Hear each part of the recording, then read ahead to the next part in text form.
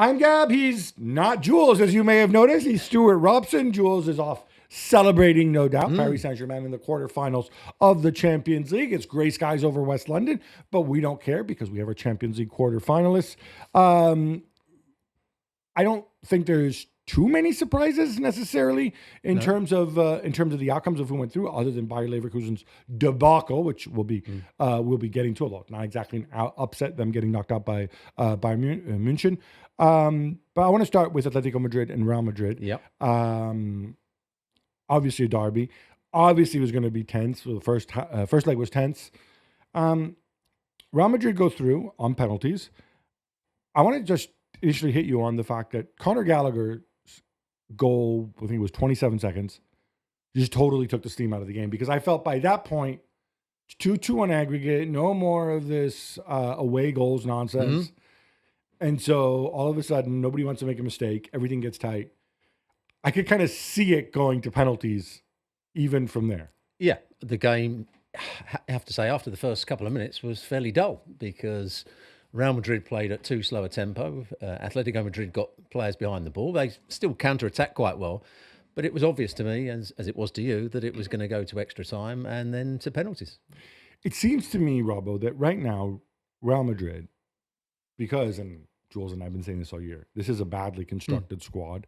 There's nobody who does Toni Kroos things in midfield other than Luka Modric, who, of course, started 2 games in a row on even his 40th birthday, which I think is just insane. But obviously can't do this regularly. So you don't have the patterns of play. You have the injuries at the back.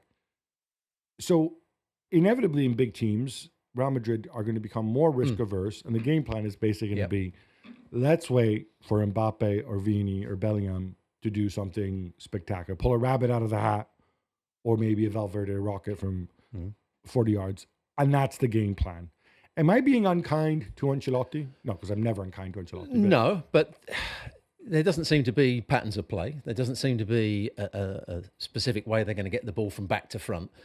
They are relying on individual brilliance at times. And they were going to wait a long time for individual brilliance in that game because the 3 players you just mentioned didn't play very well. Vinicius Jr. was marked out the game to a certain degree. And then when he did have the chance, didn't do well enough. Bellingham, and I'm going to say this, for the first 60 minutes, I thought he was a disgrace. And Mbappe didn't do enough when he couldn't find space. So disgrace is a big word. In terms of his attitude to the game, someone's got to tell him he's a midfield player. If you're a midfield player and you make a run forward and it doesn't come to you, or you lose possession, you don't sit on the floor and then take 10 minutes to walk back into position. That was outrageous. But why? It's what Vini does. But Vini's a left winger and playing higher up the field. Bellingham's a midfield player. Yeah, I mean, I think it is an issue, especially when you've got a 39-year-old in midfield. Yeah. So it's not like you've got, 2 beasts who can cover for you further back. From Atletico Madrid's perspective, I thought they could look back, look at the chances, and say, well, we came closer to scoring. Yes. And we would have been through. Real Madrid can say, okay, fine, but Vini put his penalty way over the bar and we wouldn't be having this conversation if he'd finished. Where do you stand? Who would you give it to on points, leaving aside the penalties? On points, you'd give it to Atletico Madrid for getting the penalties because they did create more chances. The game plan that they had worked better than Real Madrid's. They stopped Real Madrid's key players playing well. And I thought they were quite clever with the way they had 2 or 3 touches before they got it into the front players and they allowed other players to go and join. And Alvarez looked sharp. He made 3 or 4 good efforts. So, yeah, I would say Atletico Madrid were the team that won on points. But you'd still like, in that extra time, this is your big chance. This is your chance to go and win the game. You were playing better than Real Madrid, and they didn't take that chance. I guess maybe there's confidence in Oblak. Speaking of the penalties, obviously Vinicius missed his penalty, came off. Carlo Ancelotti revealed afterwards that Vini asked to be taken off. And wasn't going to take a penalty anyway because he didn't feel right having missed the earlier one. You're okay with that? You want your player to be honest like that, right? Absolutely. I mean, yeah, you don't want him to be brave and say, "Yeah, I'm going to take a penalty," and he goes and misses it. He's got to tell the manager exactly what he's feeling. Now, the penalties were actually really, really close. 2 big incidents because, first of all, Oblak nearly saves Rudiger's penalty. Not a good penalty from Rudiger, I thought. No. He wasn't sure should you give it to Rudiger or Hendrick. Rudiger took it. Other one, of course, was the Alvarez double touch. It made Simeone angry, but we watched the replay. It is a double touch, yeah? Yeah, just about. Those are the it's rules. a double touch. They're the rules. At one point, I thought it might be retaken, but the rules say no, it's a double touch, so that's it. And reportedly, Alvarez told the referee, yeah, it's a double touch.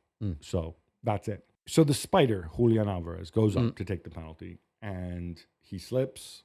There is a double touch because essentially, as he strikes the ball, it does hit his, what would have been a standing leg, right?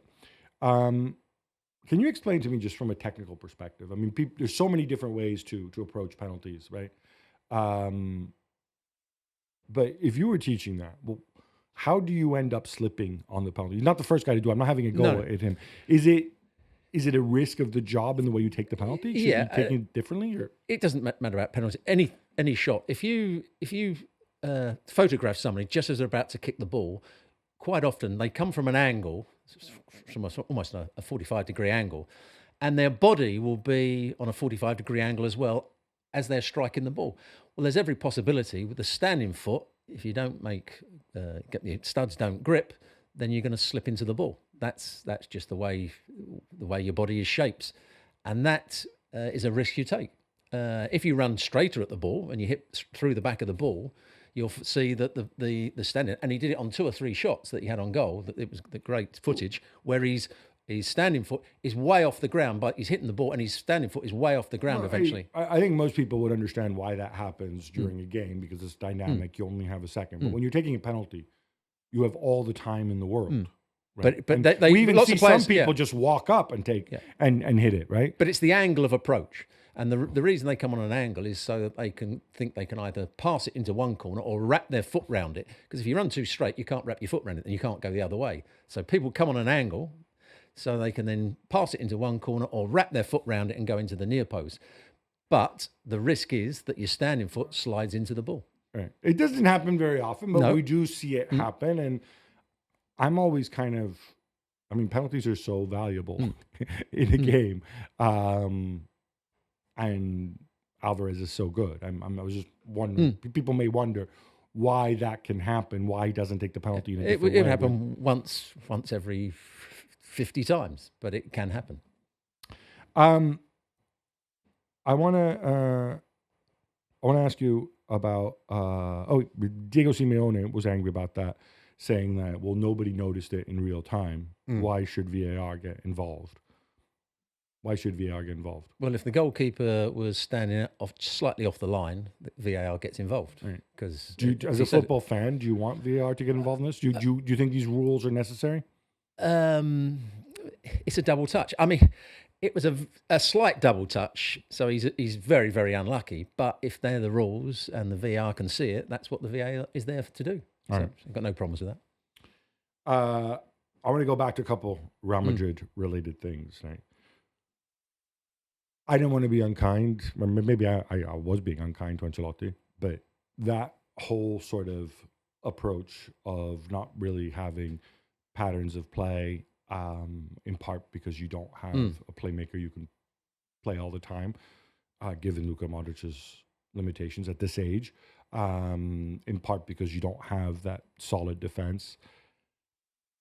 The approach that Ancelotti takes in these games, is this really his only option? This idea of keeping it tight and wait for the stars to shine? Yeah, they have certain positional areas that the players play. You know that the right back's always going to get into a forward area. That's been the case. This year they don't hit the switch of play as much because Toni Kroos isn't playing. So it was Luka Modric that had to do a little bit of that. Tchouameni's not going to be a real passer of the ball. He then decides where he wants Vinny to play and where he wants Mbappe to play to start with. And he hopes that they follow instructions and they perform in those positions. He had to change it at half-time because it wasn't really working for him. So he then put Bellingham as a second centre forward later on. I think it was after half-time or halfway through the second half. So Vinny then played even wider out on the left-hand side and Bellingham played up front because Bellingham wasn't playing particularly well and not getting involved in the game and was having a little bit of a strop playing on the left-hand side. So he changed that. But when you've got players of world-class ability like Mbappe and Vinny Jr. have, and like to be free slightly, I think Ancelotti has to go along with that. I don't think if you said to Vinny So Jr. that's what you do. If you, I mean, I'm assuming, yeah. presume you never coached anybody as talented as Mbappe and Vinicius, yeah? Well, no, not in talented, but sometimes the most difficult players to deal with were the talented players.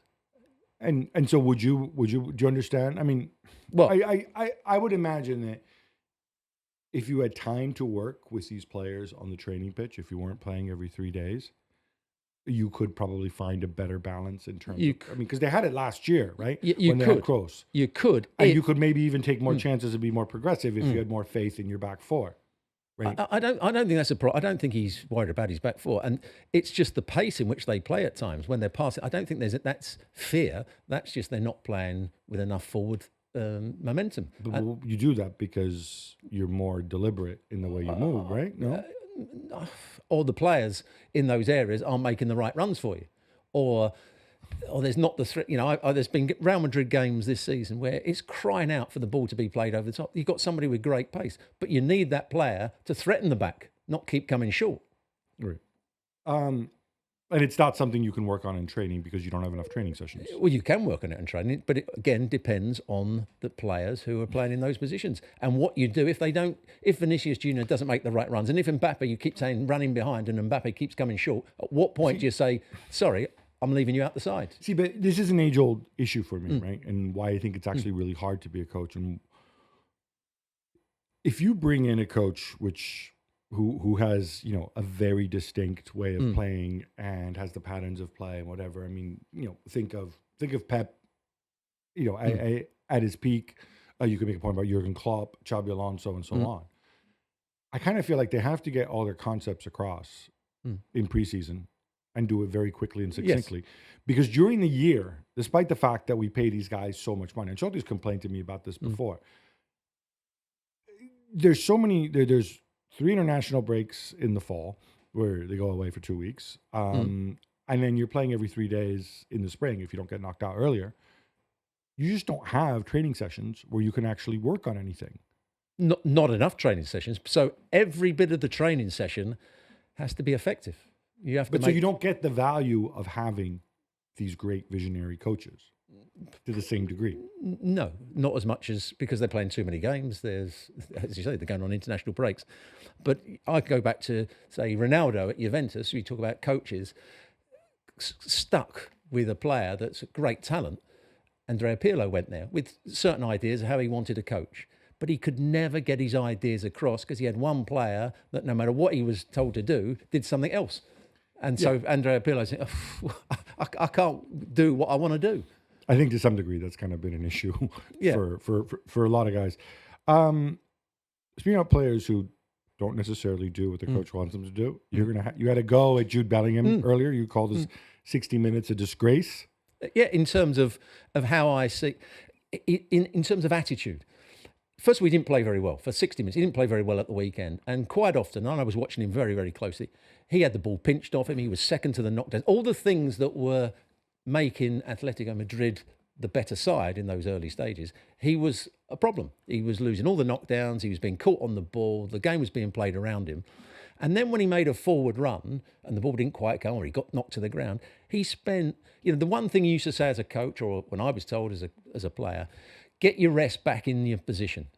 So you make your forward run, you've lost the ball, whatever it is, sprint back into position and then take your rest. Now you're in a position to defend.